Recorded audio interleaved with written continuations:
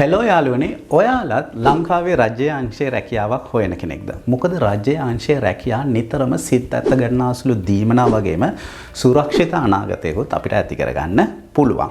ඔයාලටත් බලාපොරොත්තුවක් තිබුණොත් රජයේ රැකියාවක් හොයාගන්නේ කොහොමද කියලා දන්නේ නැතුව මේ වීඩියෝ එකෙන් මම අද ඔයගලන්ට කියලා දෙන්නම්. කොහොමද ස්ටෙප් බයි ස්ටෙප් රජයේ රැකියාවක් හොයාගන්නේ සහ ඊට අදාළ වෙබ්සයිට් සහ ටිප්ස් ඇන්ඩ් ට්‍රික්ස්. ඒ විතරක් නෙමෙයි යාළුවනේ, පියවරෙන් පියවර කොහොමද රැකියාවක් වෙනෙන් ඉල්ලුම් කරන්න ඕනේ කියලාත් මම අද පෙන්වලා දෙන්නම්. යාළුවනේ මගේ නම රිෂාඩ් වීරබංසා. ඔයාලගේ ඉන්ටර්වියු කෝ stay tuned till the end.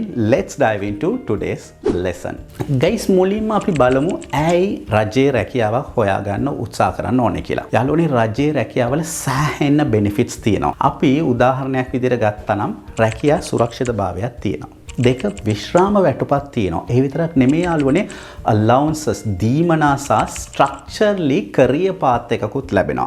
ඒ කියන්නේ අපිට රැකියාවෙන් කොච්චර ඉදිරියට යන්න පුළුවන්ද කියලා අපිට බලා ගන්න පුළුවන් මේ වගේ benefit ගණනාවක් තියෙනවා. So ඔයාලත් සුරක්ෂිත අනාගතයක් වෙනුවෙන් පියවර තබනවා නම් government job are the best option for you.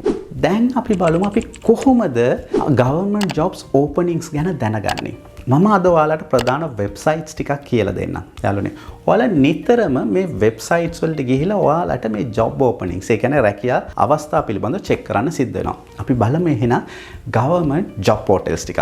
මුල්ම එක තමයි යාළුවනේ the official public service commission website එක. ඒ කියන්නේ රාජ්‍ය සේවා කමිෂන් සභාවේ වෙබ්සයිට් එක. ඊළඟ එක තමයි gov.lk කියලා කියන එක. මෙතනින් උත් යාළුවනේ ඕනෑ තරම් රජයේ රැකියා අවස්ථා හොයාගන්න අවස්ථාවන් තියෙනවා. ඊළඟ එක තමයි government gazette website එක. මේක යාළුවනේ කියන්නේ රජයේ official gazette release කරන්නේ මෙතන. මෙතන jobs වගේම announcement උත් තියෙනවා රාජ්‍යාංශයේ. ඊට පස්සේ අපිට පුළුවන් අදාළ අමාත්‍යාංශය සහ දෙපාර්තමේන්තුවේ වෙබ්සයිට් එක නිතරම චෙක් කරන්න. අදාළ අමාත්‍යාංශයේ කිසියම් පණිවිඩයක් එහෙම නැත්නම් ජොබ් රිලීස් එකක් තියෙනවා නම් ඒ දෙපාර්තමේන්තුවේ වෙබ්සයිට් එකේ නිතරම රිලීස් කරනවා. රයිට්? ඒ නිසා ඔයාලා ඔෆිෂියල් වෙබ්සයිට් එක නිතරම පරීක්ෂා කරන්න. ඊළඟ එක තමයි යාළුවනේ Job Bank Sri Lanka. governmentjob.lk කියන වෙබ්සයිට් එකේ නිතරම මෙතනත් job post එනවා. ඔයාලට මෙතනින් job හොයාගන්න පුළුවන් ලේසියෙන්ම. හරි. මම ඔයාලට පොඩි ටිප් එකක් දෙන්නම් මේ වෙබ්සයිට්ස් ටික පින් කරන්න. ඒ වගේම හැම සතිපතාම මේක චෙක් කරන්න අමතක කරන්න එපා. ඔයාලට job එකක් ඕන නම් ඔයා මේ මාන්සිය ගන්න වෙනමයි. එහෙනම් අපි බලමු කොහොමද අපි ඉල්ලුම් කරන්න කියලා. බලන්න යාළුවනේ, පෞද්ගලික අංශයේ රැකියාවක් ඉල්ලුම් කරනවා වගේ නෙමෙයි රජයේ රැකියාවක් සඳහා ඉල්ලුම් කරන විට අපිට steps කීපයක් follow කරන්න අනිවාර්යෙන් සිද්ධ වෙනවා. Step number 1.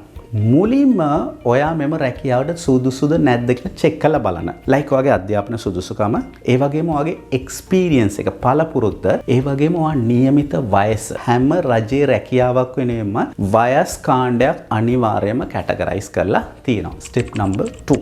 application එක download කරලා පුරවන්න. fill කරනකොට මොකද මේ රජයේ රැකියාවන් වෙනුවෙන් අදාළ නියමිත ෆෝම් එකක් තියෙනවා. ඒ වගේම යාළුවනේ ඒ ෆෝම් එකේ දීලා තියෙන උපදේශ මාලාවක් තියෙනවා, ගයිඩ්ලයින් එකක් තියෙනවා, හරියට පිළිපදින්න වෙනවා. Step number 3. අවශ්‍ය ලියකියවිලි පිළියෙල කරන්න. ඔයාගේ අධ්‍යාපන සහතිකපත්, ඔයාගේ ජාතික හැඳුනුම්පතේ පිටපත්, ඒ විතරක් නෙමෙයි සමහර විට අපේ work experience letter එකක් වුණත් පිටපතක් වුණත් අපිට application එකත් එක්ක attach කරන්න සිද්ධ වෙනවා. Step number 4. ඔයාගේ ඉල්ලුම් පත්‍රය හරි ආකාරව submit කරන්න. සමහර ඉල්ලුම්පත් තියෙනවා අපිට ඊමේල් වලින් යවන්නත් පුළුවන්. එහෙම නැත්නම් තැපැල් මාර්ගයෙන් යවන්නත් පුළුවන්. සමහර ඒවා තියෙනවා personally පෞද්ගලිකව ගිහිල්ලා submit කරන්න සිද්ධ වෙනවා. step number 5. තරඟ විභාග සඳහා සූදානම් වෙන්න. හුඟක් රජයේ රැකියාවල මුලින්ම කරන්නේ ලිඛිත පරීක්ෂණයක් තියෙනවා. ලිඛිත පරීක්ෂණයට පස්සේ තමයි යාලා ඉන්ටර්වියු කෝල් කරන්නේ ඒ ලිඛිත පරීක්ෂණ රිසල්ට් එක අනුව. ටිප් එකක් විදිහට ගන්නවා නම් යාළුවනේ, අප්ඩේටඩ් එකේ ඉන්න නිතරම government job exams like SLAs ගැන, ගුරු උපදේශන සර්විස් විභාග ගැන සහ ඊට අදාළව තරඟ විභාග තොරතුරු පිළිබඳව. එහෙනම් යාළුවනේ අපි බලමු අපි commonly කරන වැරදි mistakes සහ අපි කොහොමද ඒවා මගහරව ගන්න කියලා. මුල්ම එක තමයි incomplete applications, අසම්පූර්ණ ඉල්ලුම්පත්. අනිවාර්යයෙන්ම double check කරන්න ඔයාලගේ ඉල්ලුම්පත බාර දෙන්න කලින්. අනිත් කාරණය තමයි not meeting the deadline. ඒ කියන්නේ අවසාන දිනයට පෙර බාර නොදීම. government jobs වල තියෙන පැහැදිලිම වෙනසක් තමයි ඉල්ලුම්පත් බාර දෙන්න strict deadline එකක් තියෙනවා. ඒ නිසාම on time submit කරන්න. තවත් ප්‍රධාන කාරණයක් තමයි ignoring job description. අපිට රැකියාවට අදාළ සුදුසුකම් සම්පූර්ණ නොකිරීමෙන් අපි ඉල්ලුම් කරනවා. අනිවාර්යයෙන්ම ඔයාලා මේ ටික බලලා සුදුසුද නැද්ද කියලා බලලා ඇප්ලිකේෂන් එක සබ්මිට් කරන්න. යාළුවෝ ඔයාලට මම චූටි ටිප් එකක් දෙන්නම්. පුළුවන් නම් චෙක් ලිස්ට් එකක් හදාගන්න. ඒ චෙක් ලිස්ට් එක ටික් කරලා සබ්මිට් කරන්න අමතක කරන්න එපා. That's all. මම හිතනවා යාළුවනේ ඔයාලට සම්පූර්ණ දැනීමක් ලැබෙන්නේ නැති කොහොමද රජයේ රැකියාවක් අපි හොයාගන්නේ කියලා.